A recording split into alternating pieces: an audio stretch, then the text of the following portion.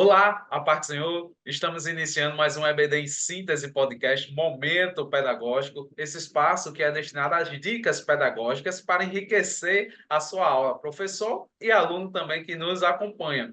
Nós chegamos agora na lição de número 7. Estamos na lição de juvenis e estamos fazendo este estudo panorâmico do Apocalipse. Nós somos do DENEC, Departamento de Ensino e Educação Cristã da IEADERN, que é a Igreja Evangélica Assembleia de Deus no Rio Grande do Norte, e estou aqui mais uma vez com a grata satisfação com meu amigo, meu irmão Lucas Vitor. Seja bem-vindo mais uma vez e eu passo para o senhor já dar as suas considerações iniciais. Amém, irmão Paulo, paz do Senhor a todos que nos assistem. É muito bom estar aqui novamente. Nós continuamos tratando sobre a lição de Apocalipse, uma lição riquíssima, muito boa para os nossos alunos. E como foi a aula passada, como foi as demais aulas, essa aula também será uma bênção e de grande aprendizado para os professores. Fique com a gente, não saia, porque certamente você será muito abençoado por Deus. Amém. Eu estava brincando, o comentarista, eu acho que ele aliviou, né? Na lição passada, ele fez duas perguntas no título, né? É, 144 mil, quem são? Nessa lição agora de número 7, ele trouxe só uma pergunta. Um dragão, né? Quem é um dragão? Né? Esse é o título da nossa lição, essa interrogativa. E nós temos três objetivos nessa lição: explicar o significado do grande sinal representado pela mulher grávida, esclarecer a simbologia do grande dragão e de seu poder, e terceiro é mostrar quem são os parceiros de Satanás e o seu propósito. Esses são os três objetivos da nossa lição. Vale sempre lembrar que aqui é o nosso espaço pedagógico, né? Então, são dicas voltadas para a sua aula. Aqui no nosso canal EBD em Síntese, nós temos também um espaço destinado à aula. É só você ir lá, vai ter lá a aula, 40 minutos, vai ser destinada à explicação tópico por tópico. Aqui são contribuições que nós trazemos, tanto eu quanto o irmão Lucas, para enriquecer a sua aula e dinamizar a sua EBD. Irmão Lucas, como eu sempre digo, na minha frase, né? Que dica valiosa, preciosa o senhor nos traz aqui nessa lição de número 7. amém, graças a Deus. É, esta lição não é a lição, como eu disse a aula passada, mais fácil do mundo.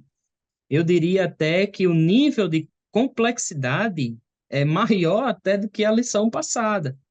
Isso porque nessa lição o professor vai se deparar com uma quantidade de símbolos muito, muito grande, muito densa, e cada símbolo desse, né, possui um significado. Eles não estão soltos nas páginas da Bíblia, né? Então, cada um significa algo, cada um significa alguma coisa, e ele vai precisar explorar cada um desses símbolos no tempo de aula que ele vai ter para trabalhar com seus alunos.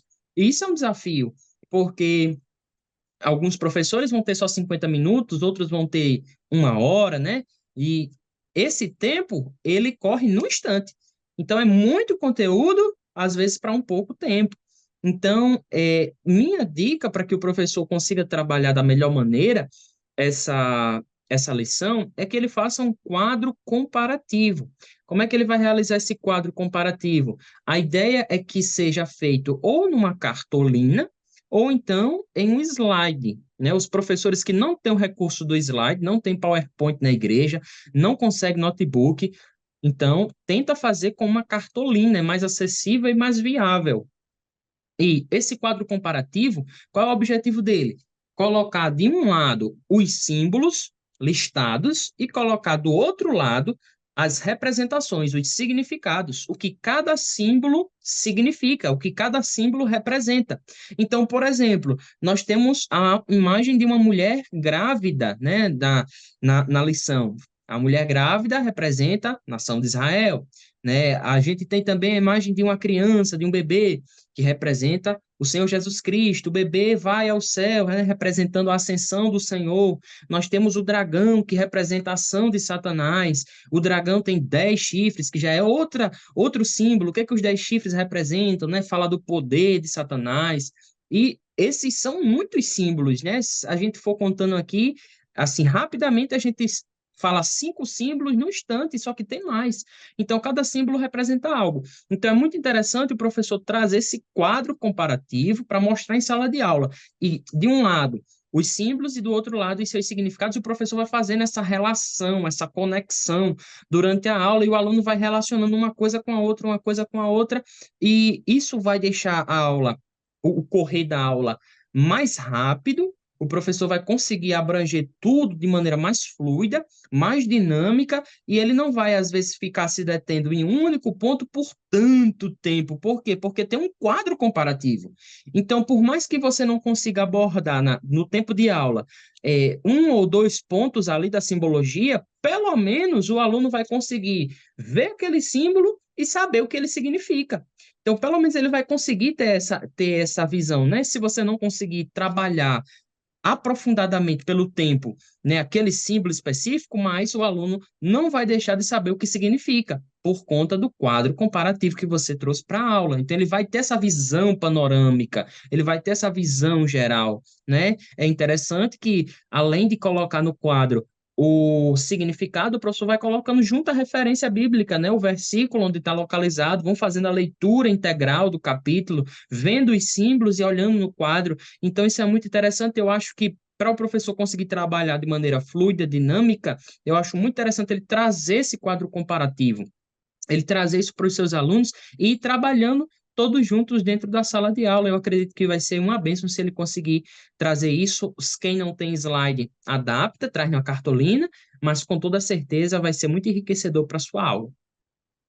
Amém. Glória a Deus. Que dica maravilhosa essa para nós aplicarmos na nossa sala de EBD. E pegando um gancho aí na sua dica, irmão Lucas, eu tenho uma dica que é bem parecida com a sua, mas eu adaptei para minha aula para a gente fazer no seguinte modelo, né?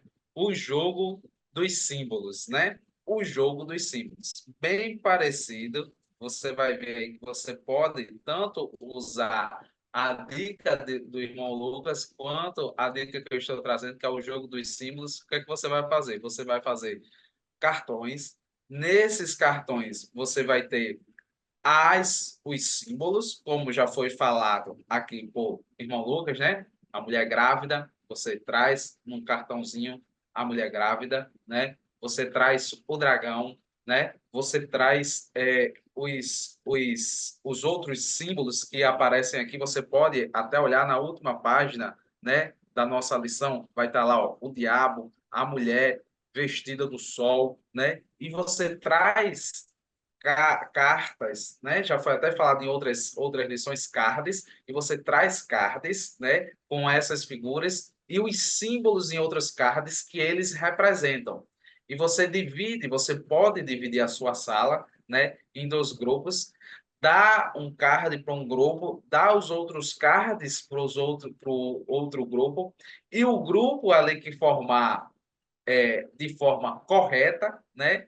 As simbologias, né? Como eu estou dizendo aqui, o jogo dos símbolos. O grupo que formar de maneira correta, você vai premiar aquele grupo. Isso é muito importante porque a aprendizagem através dos jogos, a aprendizagem através da ludicidade, né, do lúdico, do brincar, né, isso é muito importante dentro da educação. Eles vão estar ali na brincadeira, né, querendo acertar ali o que é que significa, né, a mulher grávida, né, o que é que significa a gravidez, o dragão, quem é o dragão na figura, né, e você vai colocar ali nos símbolos, e eu acredito que através dessa maneira lúdica, da brincadeira, né, nós temos, né, um fundo, né, que é o ensino, né, e aqui o ensino bíblico, e eles vão sair dessa aula, né, vai ser uma aula bem divertida, né? E meu conselho é que você faça esse jogo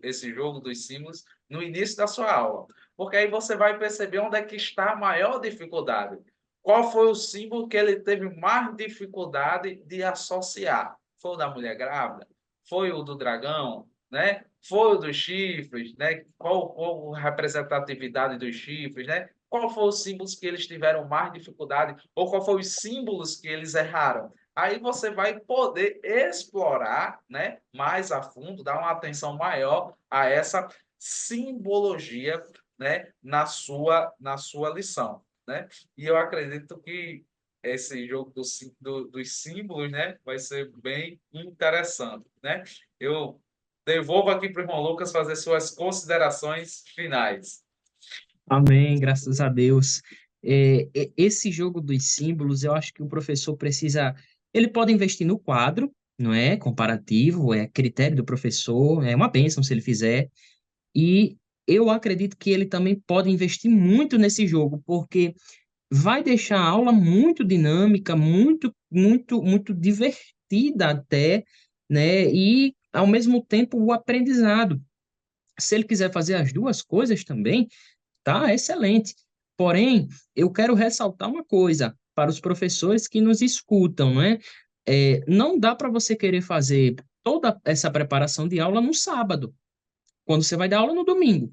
Então, não tem como você querer fazer isso. Você tem que se planejar no começo da semana, senão não vai conseguir executar. Para fazer o símbolo, você tem que fazer os cards. Então, dá trabalho fazer os cards. São muitos símbolos, você vai ter que recortar, você vai ter que colar, você vai ter que escrever. Se você quiser fazer o quadro comparativo, não tem slide, você vai precisar comprar uma cartolina, você vai ter que escrever na cartolina. Tudo isso leva tempo, tudo isso leva esforço, não é feito da noite para o dia. O professor não pode querer executar as dinâmicas no sábado, sendo que ele vai dar aula já no domingo. Então vai ficar muito complicado para ele. Então, minha palavra nesse encerramento para os professores é dedicação e planejamento. As dicas são valiosas, são muito boas, são ricas, são excelentes, mas se você quiser prepará-las de um dia para o outro, com menos de 24 horas, vai ficar muito difícil para você. E perceba, professor, você está lidando com juvenis. Então, às vezes o menino passa de segunda a sexta-feira se levantando de 6 horas da manhã para estudar.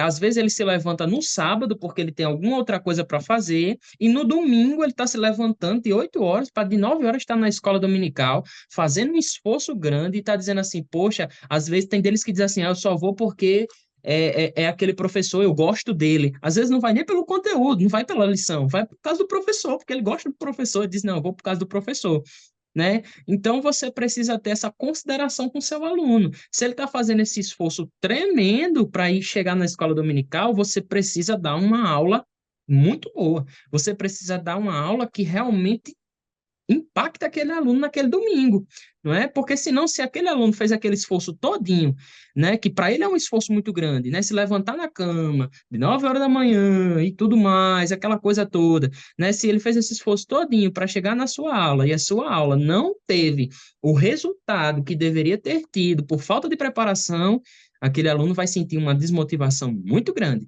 Então, professor, minha palavra para você é: se esforce. Coloque as dicas em prática, se planeje e certamente, com esforço, com esmero, Deus coloca em suas mãos e a aula de escola dominical no domingo é uma bênção. Amém. Glória a Deus. Eu acredito que essas dicas vão fortalecer a sua EBD. E como o João Lucas disse, planejamento é essencial. E contando aqui mesmo por cima, vai dar mais de 4 ou 5 símbolos aí, ó. Tem a lua, a coroa com 12 estrelas. Olha a quantidade de símbolos, né? 7 cabeças do dragão, o que é que representa? Os 10 chifres, 7 coroas. É, Então, você tem que se planejar, como o irmão Lucas disse, para ir recortando os cartãozinhos, né, irmão Lucas? Os é. cards, para chegar tudo redondinho na sua aula de EBD. Então, nós encerramos por aqui. Aproveito para dizer a vocês que curtam, compartilhem, né, nosso canal, se inscreva, né, coloque comentários aqui, né, que eu acredito que vai ser bênção de Deus para a sua vida, como é para nossas vidas. Deus abençoe vocês. Até a próxima lição. Parte, Senhor irmão Lucas. A paz do Senhor, meus irmãos.